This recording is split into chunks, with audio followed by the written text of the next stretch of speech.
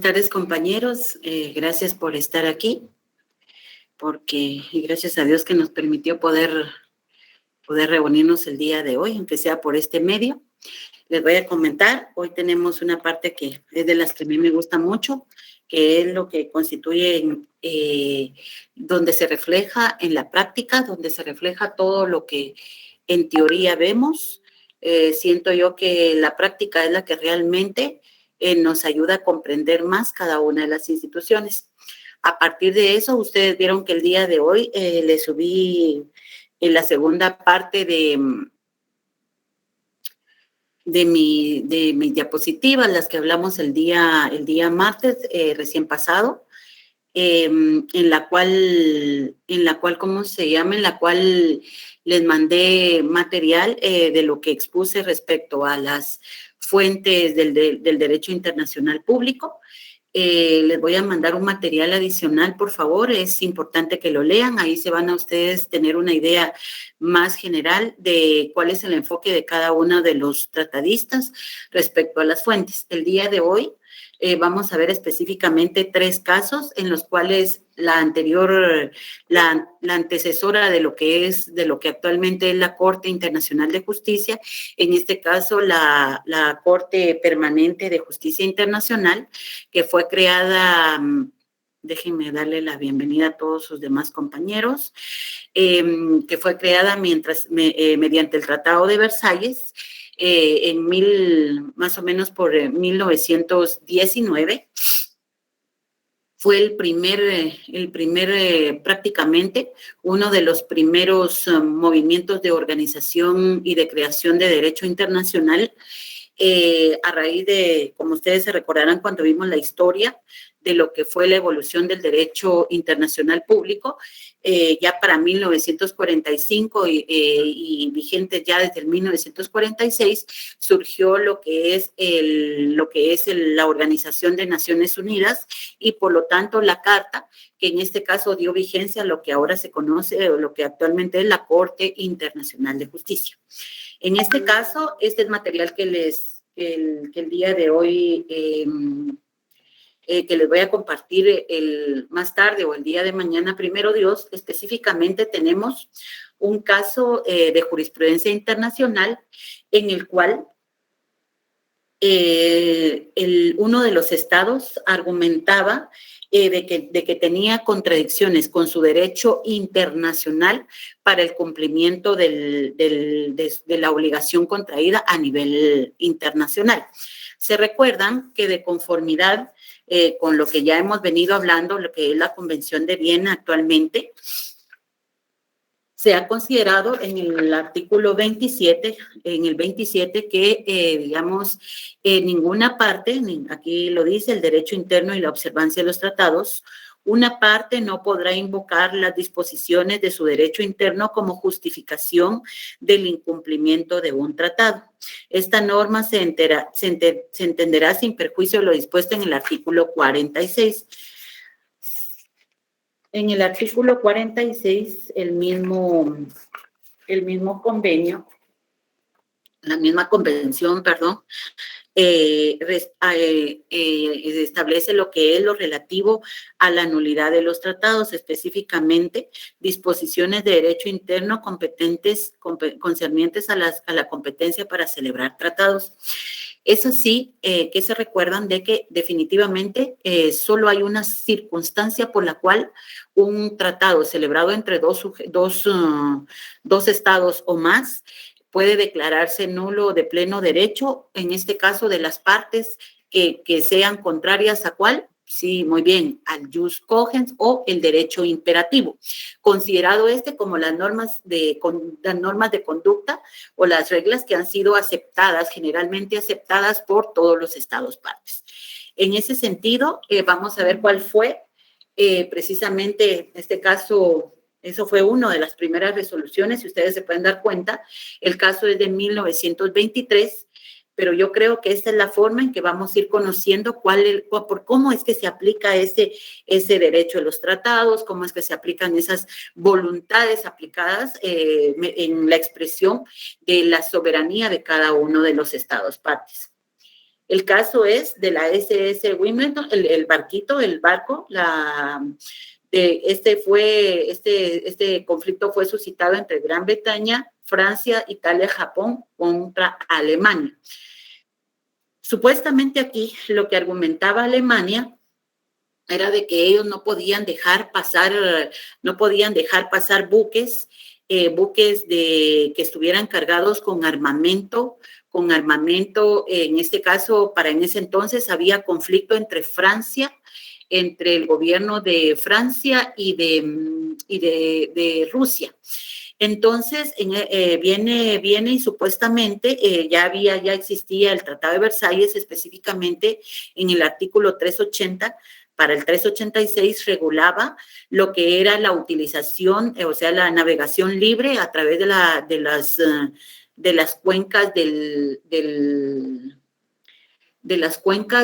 permítame solo, déjenme ver, de las cuencas del río, en este caso, que se pudiera permitir la pasada de lo que era el canal de Kiel.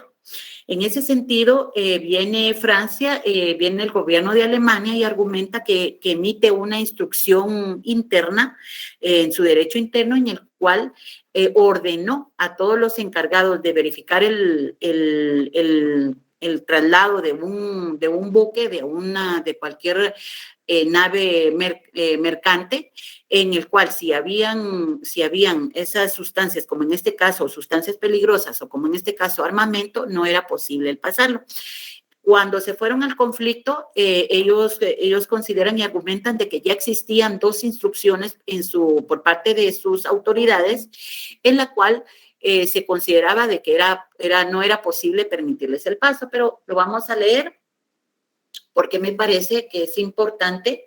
Por favor, compañeros. Muy bien. El asunto es la responsabilidad internacional por incumplimiento del Tratado Internacional, que en este caso era el Tratado de Versalles, imposibilidad de argumentar las normas de derecho interno para incumplir con una obligación internacional. Lo que actualmente sería el artículo 27 de la Convención de Viena. Las partes eran Gran Bretaña, Francia, Italia, Japón como actores, como demandantes, Polonia interviniendo como un tercero contra Alemania. ¿Cuál es la base de la jurisdicción de la Corte? Siempre, en todos sus fallos, la Corte Interamericana, la Corte Internacional, la Corte de Justicia Internacional siempre examina su jurisdicción. ¿Qué implica esto? El examinar su jurisdicción significa de que viene el tribunal y determina si soy competente para conocer, pero existe la posibilidad de que aún no sea un conflicto entre partes que sean miembros de la Corte, pueden a través de un sometimiento voluntario pueden realizar el sometimiento a su jurisdicción. O sea, ahí dice, yo me someto a la jurisdicción y voy a considerar de cumplimiento obligatorio las sentencias que ellos emiten. El punto es, los hechos son que el barco de vapor inglés SS Wimbledon había sido fletado, o sea, había sido alquilado por la compañía francesa Les After Renews. De conformidad con los términos del contrato, el barco había sido entregado a la compañía por un periodo de 18 meses. Mediante cláusula acordada del 15 de julio de 1920, las partes acordaron extender el periodo de fletamento por otros 6 meses, de tal manera que el Wimbledon sería utilizado hasta el 3 de noviembre de 1921.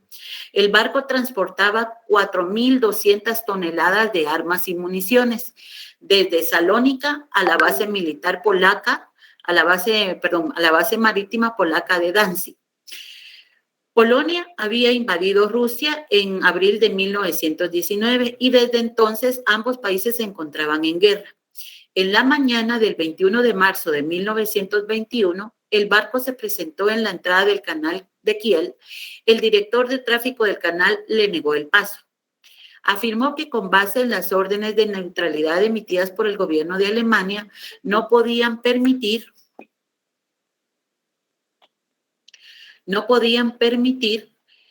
el cruce por el canal de Kiel al barco Wimbledon.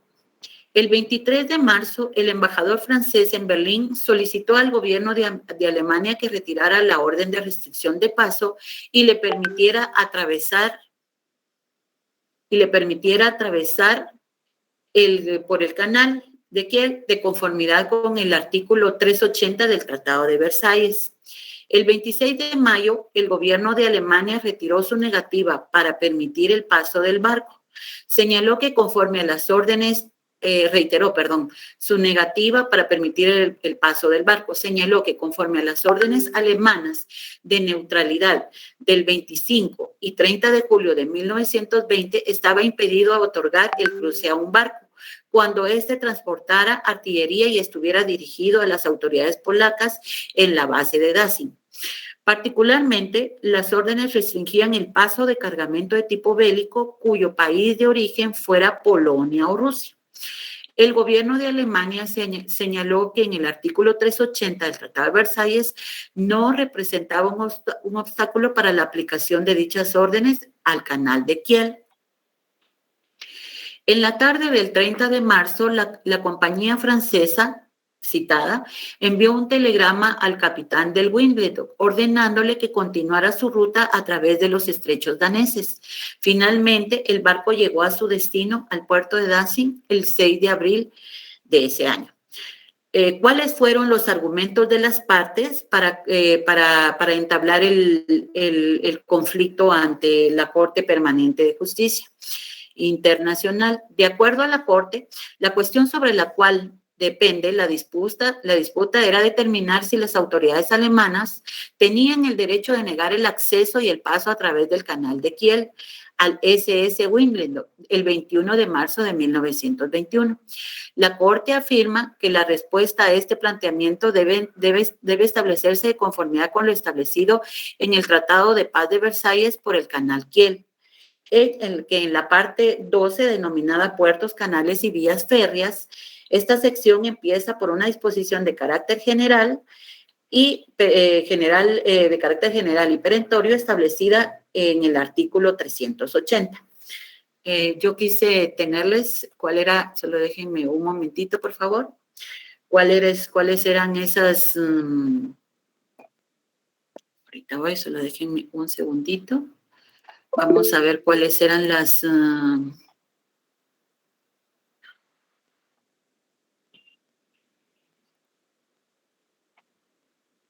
Muy bien.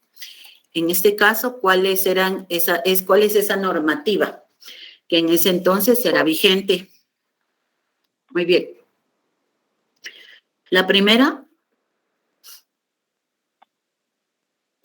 era el artículo, permítame, solo voy a regresar al anterior.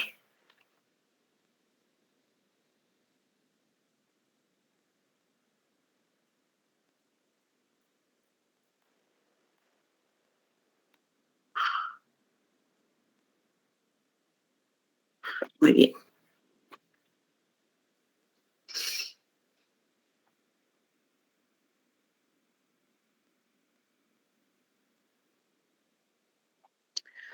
Ahí está en su pantalla. Las cláusulas específicas en el Tratado de Versalles eran las relativas al canal de Kiel y establecían en el 380: el canal de Kiel y sus accesos se mantendrán libres y abiertos a los buques mercantes y de guerra. Oigan ahí, mercantes y de guerra. Eso significaba que podía ser en tiempo de paz, al referirse a los buques mercantes, y de guerra cuando hubiera un conflicto. O sea, si se dieron cuenta, o sea, si ustedes ven la norma, se analizaban los dos momentos en los cuales era libre el paso. De guerra de todas las naciones en paz con Alemania, en los términos de entera igualdad. De todas las naciones en paz con Alemania, en los términos de igualdad. 381.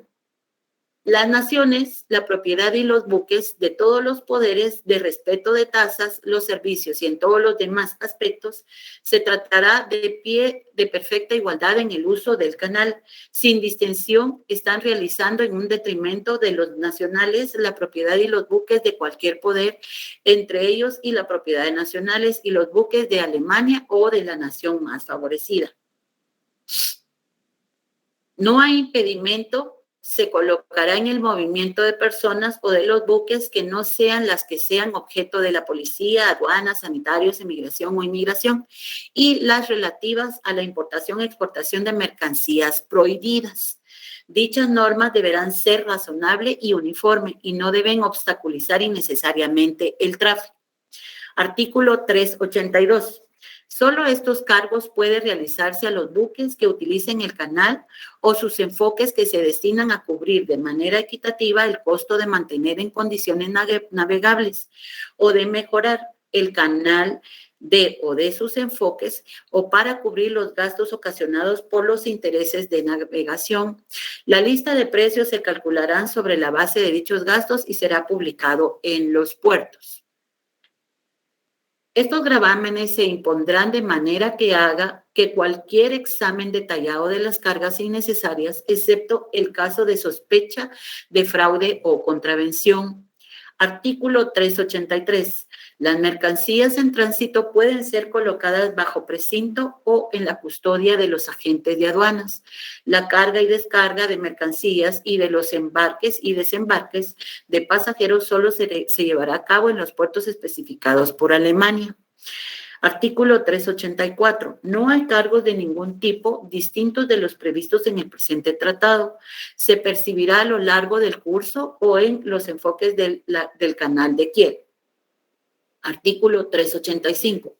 Alemania tendrá la obligación de tomar las medidas oportunas para eliminar cualquier obstáculo o peligro para la navegación y para garantizar el mantenimiento de las buenas condiciones de navegación. Ella no podrá efectuar obras de carácter de cualquier carácter, tendría que ser ahí para impedir la navegación por el canal o en sus accesos. Y ya en el artículo 386 establecía de que en caso de violación de cualquiera de las condiciones a los artículos del 380 o al 386, tendría que haber sido el 385, o de las controversias sobre la interpretación de estos artículos, ninguna potencia interesada puede recurrir a la jurisdicción instituida para tal efecto por la Sociedad de Naciones. En este caso, en el Tratado de Versalles, solo les voy a comentar, en el Tratado de Versalles se crea una de las primeras organizaciones que es precisamente la Sociedad de Naciones. Esta se desarrolló, eso ya lo vamos a ver en los sujetos de Estado y cómo ha venido evolucionando. La Sociedad de Naciones fue precisamente una de las primeras manifestaciones en cuanto a la organización de varios estados para reconocer y para proteger sus derechos, crear normativa que fuera atinente al mantenimiento de la paz. Esto fue después de la Primera Guerra Mundial. Con el fin de evitar una referencia de preguntas pequeñas a la Liga de Naciones Unidas, Alemania establecerá una autoridad local en el Kiel, calificados para tratar los conflictos en la primera instancia y dar a satisfacción la medida de lo posible a las quejas que pueden ser presentados a través de los representantes consulares de los interesados potencias o de las interesadas potencias. Si ustedes se dan cuenta, la Corte tenía que aplicar esta normativa para la resolución del caso. Ya ustedes tendrán una idea preliminar de cuál fue el criterio sustentado en ese entonces por la Corte Permanente Internacional de Justicia. Muy bien, ya le leí lo que es la base jurídica. Ahorita vamos a continuar. Perdón, es una falla técnica. Aquí está.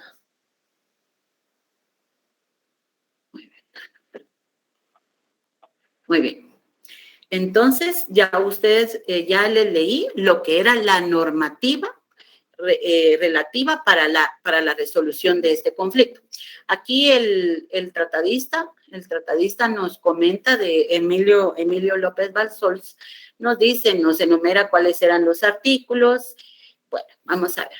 En ese sentido, dice, el argumento presentado por los actores referente al derecho de libre paso del SS Wimbledon tiene su fundamento en la regla general establecida por el 380, que ya la leímos. En este caso, decía, los actores afirmaron, establece de manera clara, esos eran los argumentos de la petición, establece de manera clara el derecho de paso libre de cualquier buque comercial o de guerra perteneciente a un país que se encuentre en paz con Alemania. ¿Se recuerdan que lo leímos? En el artículo 381 decía, siempre debe permitir el libre paso en dos circunstancias, en guerra o en paz, mercantes o de guerra, dice. Y el segundo es, y que debería permitirlo siempre que esos países estuvieran en paz con Alemania. Muy bien. La Corte, entonces, porque aquí el conflicto, vuelvo a recordarles, ¿se recuerdan que era? Solo para que lo tengan ahí presentes, vamos a subrayarlo, ¿se recuerdan que era? El conflicto entre Polonia y Rusia. ¿Quiénes eran los solicitantes? Era un barco francés. Era mercancía francés. Eso significa que Francia no tenía conflicto con Alemania. Muy bien, sigamos. Por lo cual, dice, se encuentra en paz con Alemania. Dicha interpretación se confirma con lo establecido en el párrafo 2 siguiente del artículo, dice, el cual enumera las restricciones que pudiesen ser invocadas por el gobierno de Alemania para impedir la libre navegación en el canal. Ninguna de esas hipótesis puede ser aplicada al SS Wimbledon por la naturaleza de su cargamento. ¿Se recuerdan? Dentro de una de las consideraciones era que no podía llevar material peligroso. En la Corte, esos fueron los argumentos de la Corte, considera que en los términos del artículo 380 son categóricos y no dejan lugar a dudas. Asimismo, determina, eso ya son consideraciones de la Corte, asimismo determina que el canal ha dejado de ser un canal de navegación interno o nacional, cuyo uso por los barcos de otros estados diferentes al estado ribereño se pueda dejar completamente a discreción de ese estado, pues se ha convertido en un canal internacional. Perdón, compañeros, estoy leyendo. Perdonen, y no les había compartido, lo siento, ahorita disculpen esa fallita técnica. Ahora sí. Vamos a ver. Ahora sí. Muy bien. Disculpen la falla técnica, les vuelvo a leer. Entonces, ¿se recuerdan? Voy a volver a repetir, disculpen, solo para que lo vayan viendo. Estos eran los argumentos en los cuales los peticionarios indicaban, mire, nosotros cumplimos, estamos exigiendo la restitución de nuestro derecho porque Alemania, ninguno de nosotros como países estamos en conflicto o en guerra con Alemania. Segundo, no transportamos mercaderías peligrosas, por lo cual la Corte viene y considera que lo establecido en el artículo 380 dice los principios o reglas establecidos son categóricos, que se debían de cumplir, y que dice que el canal había dejado de ser una propiedad prácticamente una parte interna o nacional, y porque ya era necesario de que se dejara y que por lo tanto pudiera dejarse a discreción el determinar a Alemania de si pasaban o no los buques, ya que él ya se había comprometido a dar libertad de paso. En ese sentido, dice, no se puede dejar completamente a discreción de ese Estado, pues se ha convertido en un canal internacional de navegación destinado a proporcionar un fácil acceso bajo la garantía de un tratado al Báltico para el beneficio de todas las naciones del mundo. El canal de Kiel debe estar abierto en perfecta igualdad para todos los barcos, sin hacer ninguna distinción entre buques de guerra y comerciales, pero sobre una condición expresa, denominada que dichos barcos pertenezcan a las naciones con las cuales Alemania se encuentre en paz. Por otra parte, el gobierno de Alemania señaló el argumento de la concesión general del derecho de paso a los buques de todas las nacionalidades a través del canal Kiel no podía privar, esa es la parte importante, no podía privar a Alemania del ejercicio de sus derechos de potencia neutral en tiempos de guerra y obligarla a dejar pasar a través del canal los transportes de contrabando destinados a uno de los grupos beligerantes. Pues entendida de manera tan amplia, esta concesión de acuerdo con Alemania implicaría de su parte el abandono de un derecho personal e imprescindible que es un elemento de su soberanía y el cual no podía, no ha podido ni ha querido renunciar de antemano. Se recuerdan, eso solo es para hacer un comentario, que los tratados precisamente que son la máxima expresión de las fuentes del derecho internacional público, tienen ¿por qué son esa máxima expresión? Porque definitivamente ahí es donde se desborda esa convención, ese consentimiento por parte de los estados que se los da precisamente el ejercicio de esa soberanía. A través del ejercicio de esa soberanía, los estados deciden para sus intereses cuáles son los convenios, cuáles son las reglas, cuáles son esas normas a las que se obligan precisamente para el cumplimiento posterior. En ese sentido, dice, este argumento ha sido desestimado por la Corte al encontrarse en contradicción con las consideraciones de interés general del orden más elevado. Es contrario a la práctica internacional constante, al mismo tiempo que se opone a la letra del artículo 380, que se refiere evidentemente tanto al tiempo de guerra como al tiempo de paz. ¿Se recuerdan que lo leímos? Ya en consideraciones de la Corte se niega a ver en la conclusión de un tratado cualquiera por el cual un Estado se compromete a una acción u omisión, un abandono de su soberanía. Sin duda, toda convención que engendre una obligación de este género establece una restricción en el ejercicio de los derechos soberanos del Estado, en el sentido que imprime una dirección determinada a dicho ejercicio. Pero la facultad de contraer compromisos internacionales es precisamente un atributo de la soberanía del Estado. Finaliza la Corte, esas son otras consideraciones, al señalar que de lo anterior se desprende que Alemania, no solamente como consecuencia de su neutralidad, incurrió en responsabilidad de prohibir el paso de la embarcación Wimbledon a través del canal, sino que, por el contrario, se encontraba en posibilidad de permitirlo. Esto es de conformidad con el artículo 380 del Tratado de Versalles. El demandado, dice, no podía faltar a esa obligación alegando sus ordenanzas de neutralidad, dice la Corte.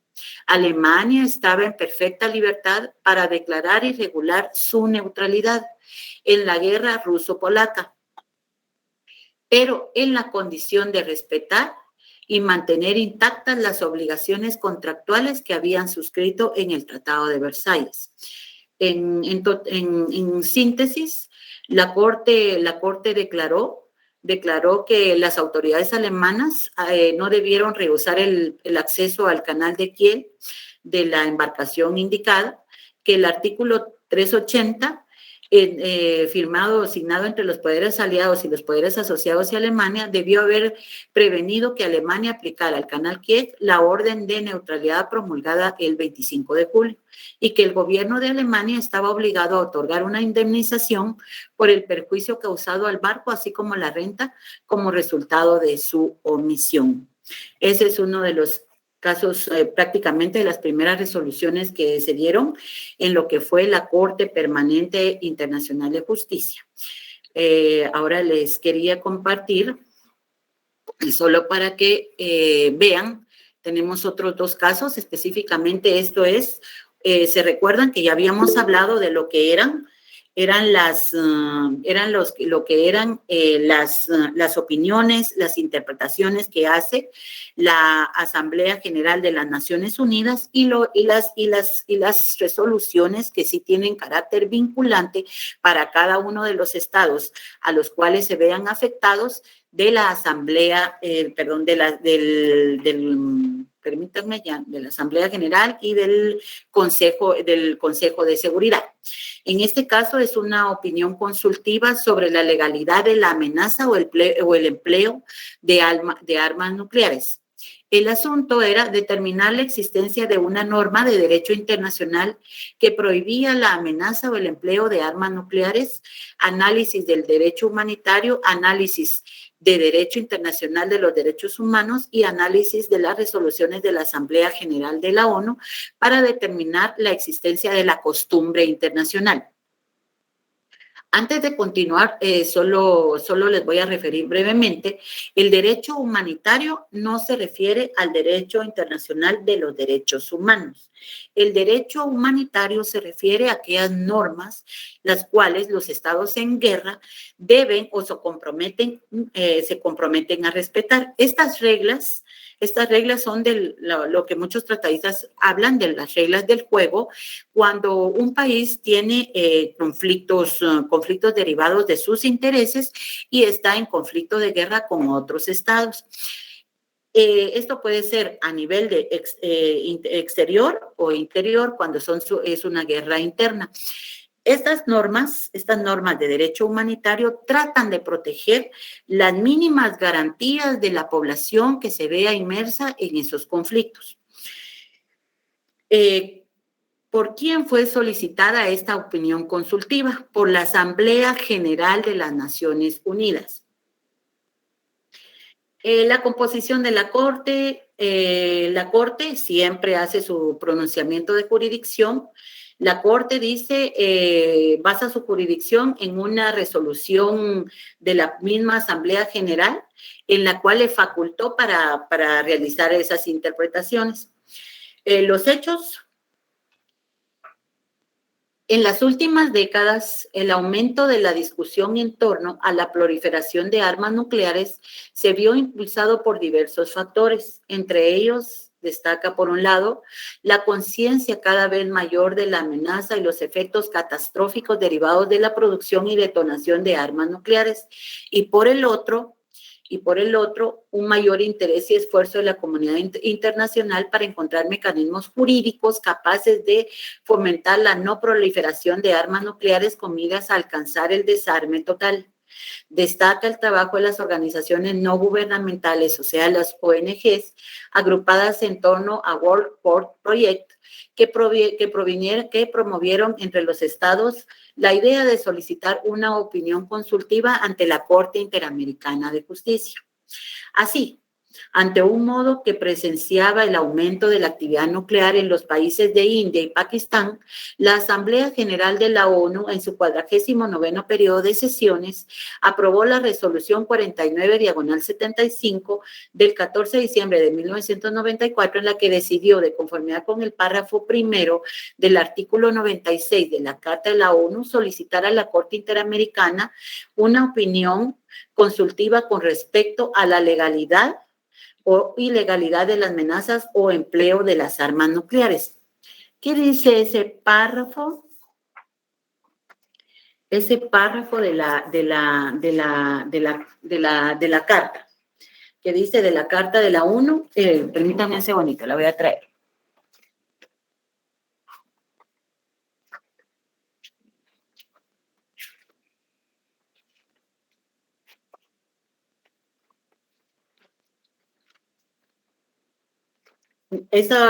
A partir del 92 empieza la institución, prácticamente el reconocimiento, la formación para la Corte Interamericana de Justicia. Y en el párrafo 96, párrafo numeral 1 o párrafo primero, dice: la Asamblea General o el Consejo de Seguridad podrán solicitar a la Corte Internacional de Justicia que emita una opinión consultiva sobre cualquier cuestión jurídica. Ese es su fundamento. Bajo esta normativa, emiten la resolución en la cual deciden solicitar esta interpretación respecto a las armas nucleares. Cuestiones presentadas ante la Corte. ¿Autoriza el derecho internacional en alguna circunstancia la amenaza o el empleo de armas nucleares? Esa fue la cuestión específica. Las partes que lo presentaron, las partes que presentaron exposiciones orales, todo el procedimiento. Razonamiento de la Corte. Presentación de la solicitud de actuaciones subsiguientes, competencia. La Corte examinó su competencia, que tuviera que declinar, no la declinó porque sí era competente y se fundamentó en el párrafo 196 de la Carta de las Naciones Unidas. La Asamblea, y lo copió ahora. En el segundo término, la Corte Internacional de Justicia examinó las objeciones presentadas por algunos de los estados a que se emitiera una opinión consultiva sobre este caso. Estos argumentaron que la Asamblea General y el Consejo de Seguridad podían pedir una opinión consultiva sobre cualquier cuestión jurídica solo en la esfera de sus actividades. A ese respecto, la Corte Internacional de Justicia indicó, importa poco si esa interpretación del párrafo 1 del artículo 96 es o no correcta. En el presente asunto, la Asamblea General es competente en todo caso para solicitarle a la Corte. Con base en los artículos 10, 11 y 13 de la Carta de las Naciones Unidas, que habla sobre la Asamblea General de la Organización de Naciones Unidas, la Corte resolvió que sin duda la cuestión que se le había planteado era pertinente respecto a muchos aspectos de las actividades y responsabilidades de la Asamblea General, incluidas las relativas a la amenaza o el empleo de la fuerza en las relaciones internacionales, el proceso de desarme y el desarrollo progresivo del derecho internacional.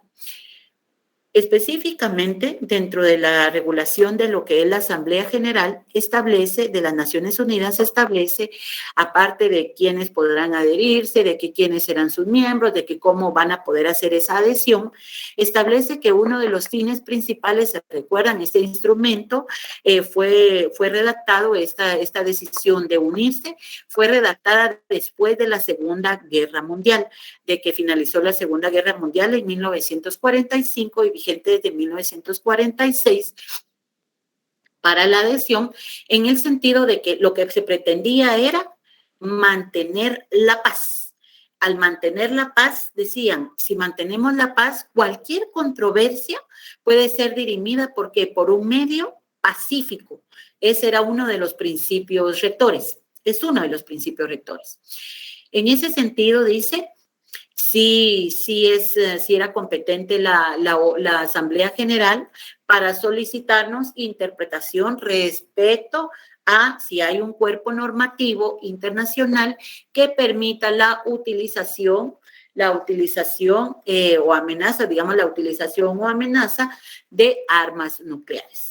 La cuestión jurídica, la Corte Internacional de Justicia resolvió que la cuestión que le había planteado la Asamblea era de carácter jurídico, ya que pedía a la Corte que se pronunciara sobre si la amenaza o el uso de armas nucleares es compatible con los principios y reglas aplicables al derecho internacional. Hagamos un momento de espacio. ¿Se recuerdan cuando leímos la resolución 2625 de la Asamblea General de las Naciones Unidas, que era uno de los principios que regían, en los que se basaba el derecho internacional público? Era específicamente 4. Primero, el que todos los conflictos iban a ser solucionados a través de los medios pacíficos, la autodeterminación de los pueblos, la igualdad entre los estados y específicamente que dentro de esos estados siempre las negociaciones iban a ser en calidad o en situación de igualdad.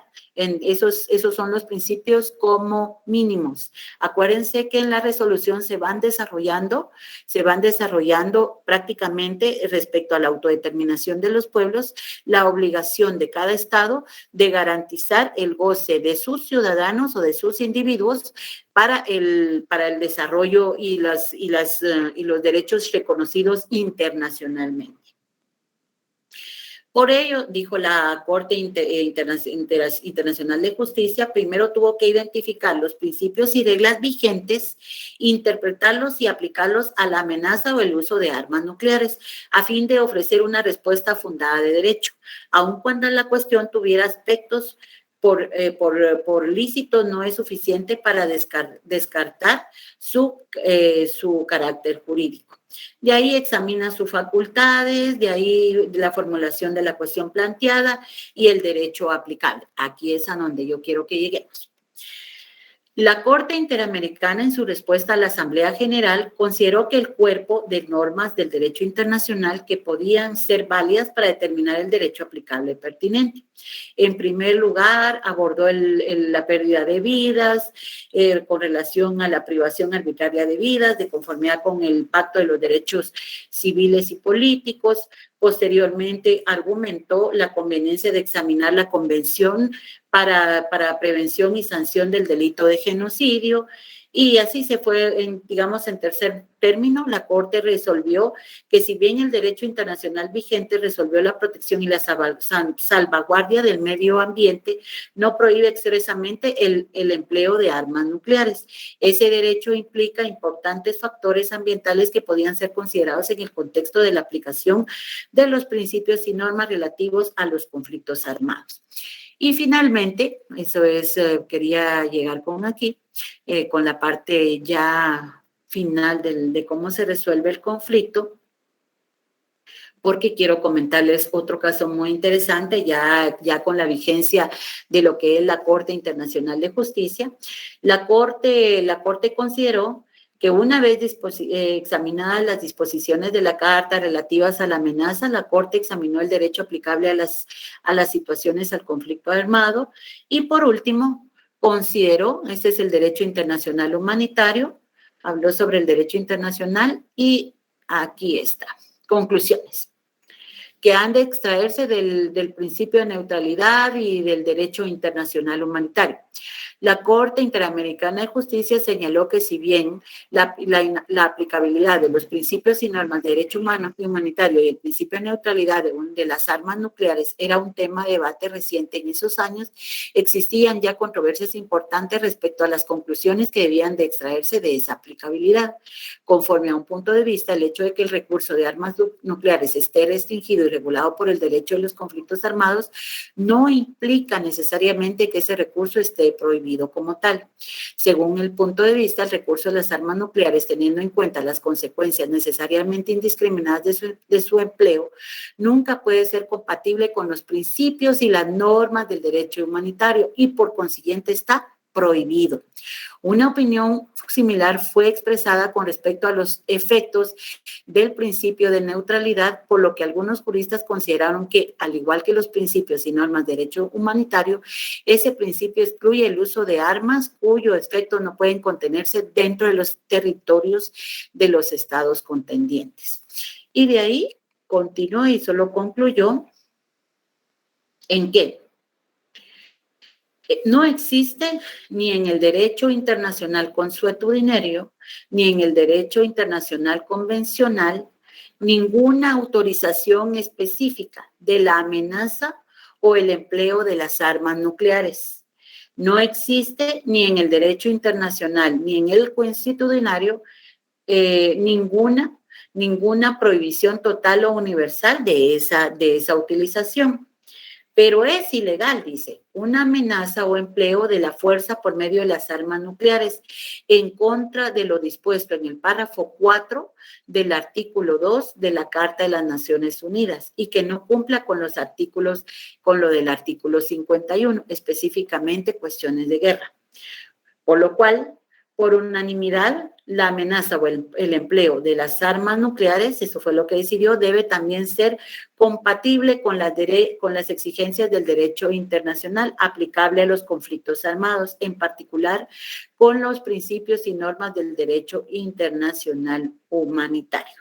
Esta fue prácticamente la recomendación que dio y la interpretación que dio la Corte Internacional de Justicia específicamente para que ustedes se den cuenta de que, si bien es cierto, solo su naturaleza es dirimir conflictos, pero también puede hacer las interpretaciones que estime convenientes. A partir de esas interpretaciones, se recuerdan que ya habíamos hablado de que pueden salir normas de carácter obligatorio e imperativas, en este caso, o imperativas, perdón, en este caso puede salir un tratado o puede salir una convención. Y por último, un caso que me gustó mucho, por favor, que se los quiero compartir. Permítanme un segundito. Este es un caso de denuncia de la violación a la soberanía. A la soberanía es un conflicto, es un caso relativo, este fue en 1949.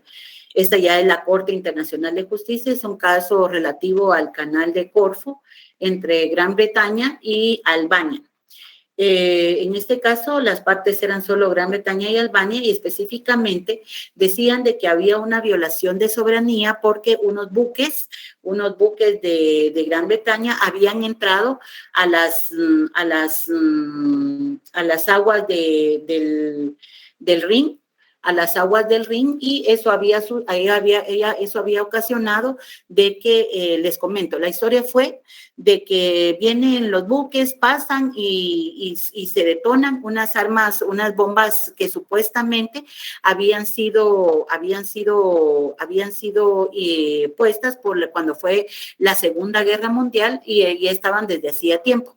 A partir de eso, estalla una de esas bombas nucleares que estaba en el agua, estalla y fallecen aproximadamente 42 personas, 42 nacionales británicos. A raíz de eso viene Gran Bretaña y solicita a Albania que le dé la autorización para limpiar. Prácticamente quedaron escombros, cuerpos y todo, limpiar las aguas, y en este caso Albania se opone. A partir de ahí hay una incursión prácticamente no autorizada por parte de Gran Bretaña, porque quería supuestamente quitar las posibles bombas que de ese tipo existieran en esas cuencas. Bajo el argumento de que eso había sucedido, Albania viene y solicita la intervención de la Corte, argumentando que había habido violación a la soberanía del Estado, porque Gran Bretaña había incursionado en aguas territoriales albanesas. Entonces, se los quiero leer, está muy interesante. Como siempre, la Corte examina su jurisdicción. Los hechos específicamente fueron el 15 de mayo, una batería costera albanesa cerca de Saranda bombardeaba los barcos británicos Orión y Super B, los cuales atravesaban parte del canal de Corfú. En dirección sur se encontraban en formación de guerra y sus cañones apuntaban a la costa albanesa. Gran Bretaña protestó contra Albania, señalando que el paso inocente a través de los estrechos era un derecho reconocido por el derecho internacional.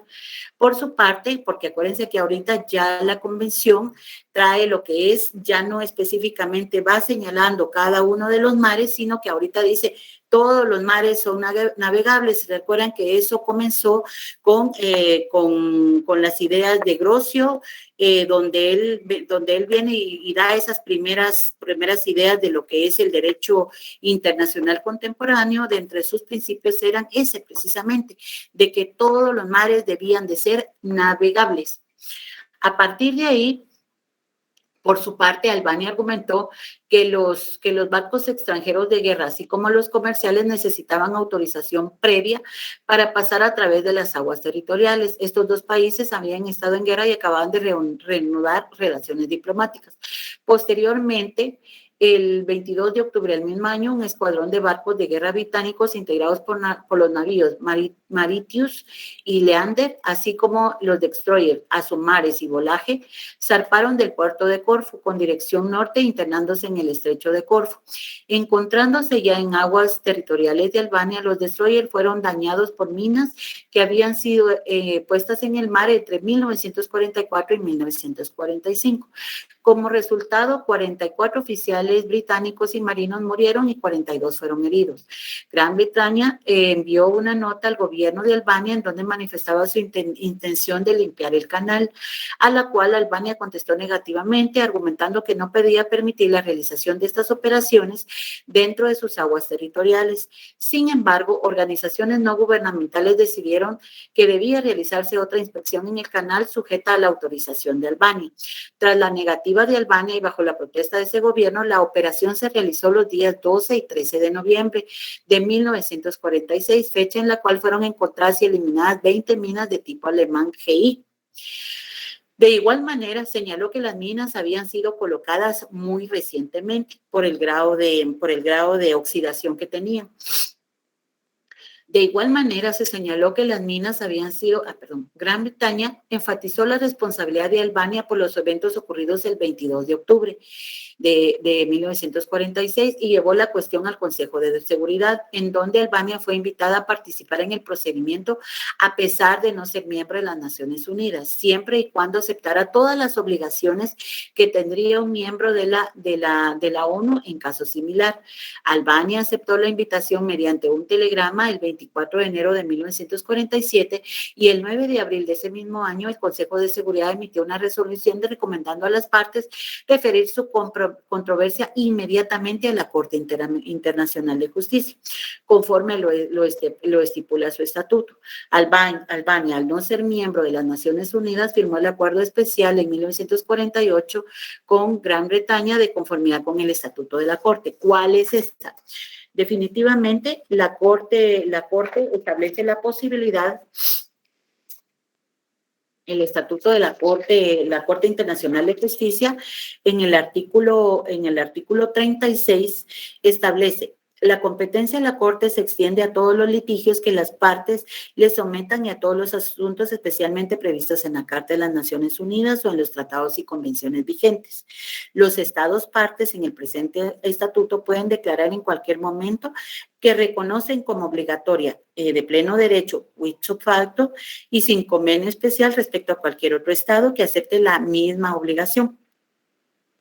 La jurisdicción de la Corte en las controversias de orden jurídico versarán sobre interpretación de un tratado y ahí va desarrollando.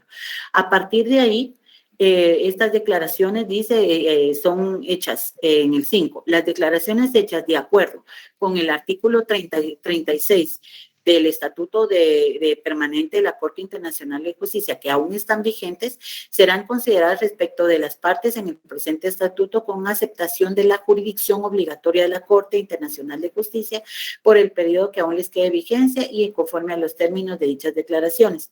Eso significaba que Albania, con fundamento en el artículo 36, que era la competencia, suscribió ese acuerdo especial para someter su conflicto y considerar de que iba a respetar lo resuelto por la Corte Internacional de Justicia.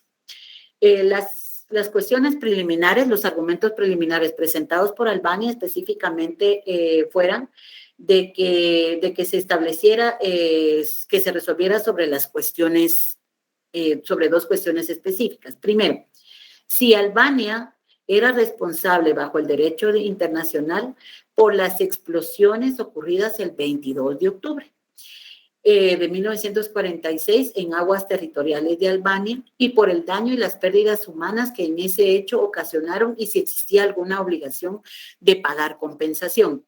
Y la otra es si el gobierno de Gran Bretaña violó, de acuerdo al derecho internacional, la soberanía de Albania por razón de los actos realizados por su marina.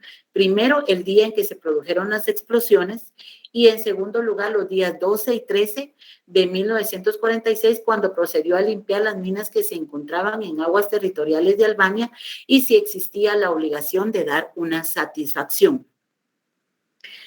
Definitivamente cada una de las partes presentó su argumento.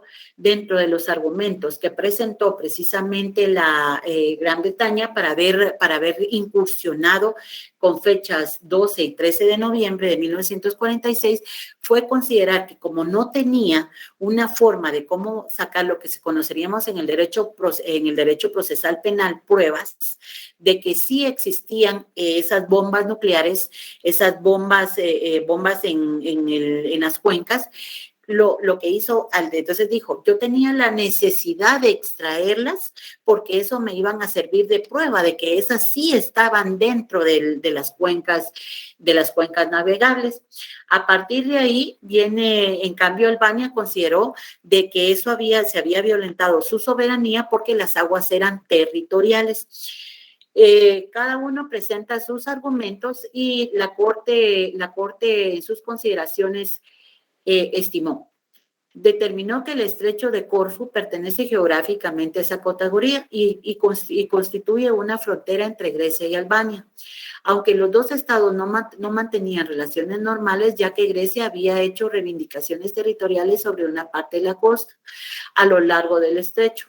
Esta corte la corte estimó que esas circunstancias excepcionales habían justificado que Albania regulara el paso por el estrecho, pero que no prohibiera o lo sometiera a una autorización especial.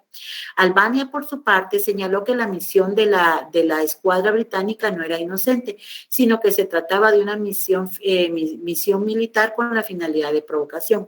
La corte concluyó que el paso era inocente, puesto que tenía por objeto afirmar un derecho injustamente rehusado. En cuanto a la operación de los días 12 y 13 de noviembre, la Corte señaló que no hay duda de que fue ejecutada en contra de la voluntad del gobierno albanio, pero también manifestó que representaría una aplicación particular y novedosa la teoría de la intervención, en la que el Estado interviniente actuaría para facilitar la tarea de la jurisdicción internacional o bien el procedimiento de autoprotección. Si bien es cierto, estas dos teorías fueron analizadas por la Corte y desechadas, estableció que el incumplimiento de las obligaciones por parte del gobierno de Albania tras las explosiones, así como el carácter dilatorio de sus notas diplomáticas, las cuales constituyeron circunstancias atenuantes de la actuación del Reino Unido. Sin embargo, asegurar el respeto al derecho internacional, la Corte afirmó que la actuación de la Marina Británica constituyó una violación a la soberanía albanesa. ¿Cuál fue la decisión de fondo? Consideró de que Albania era responsable bajo el derecho internacional por las explosiones ocurridas el 22 de octubre en sus aguas territoriales, así como por el daño y la pérdida de las vidas humanas que fueron resultado de dichas explosiones.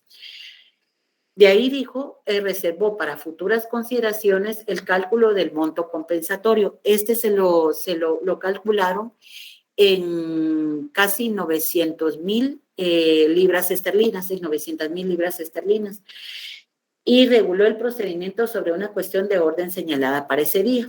Y por último, que Gran Bretaña no violó la soberanía de Albania por las razones de los actos de la Marina en aguas territoriales el 22 de octubre de 1946, porque bajo el argumento de la Corte era que ellos solo habían ejercido un derecho reconocido internacionalmente y que no tenía una justificación real del gobierno albanés para hacerle prohibido. Entonces, compañeros, espero les haya interesado los casos. Esto prácticamente es la manifestación real de lo que es el derecho internacional, sus fuentes, y si Dios me presta la vida, nos vemos el día martes. Yo les voy a dejar un material para que lo lean. El día martes vamos a tener una comprobación de lectura, por favor, compañeros. Entonces, que tengan buenas noches y si Dios me presta la vida, los veo el martes y que descansen. Muchas gracias. Gracias, compañeros. Feliz noche. Cuídense igual ustedes. Buenas noches, compañeros. Buenas noches.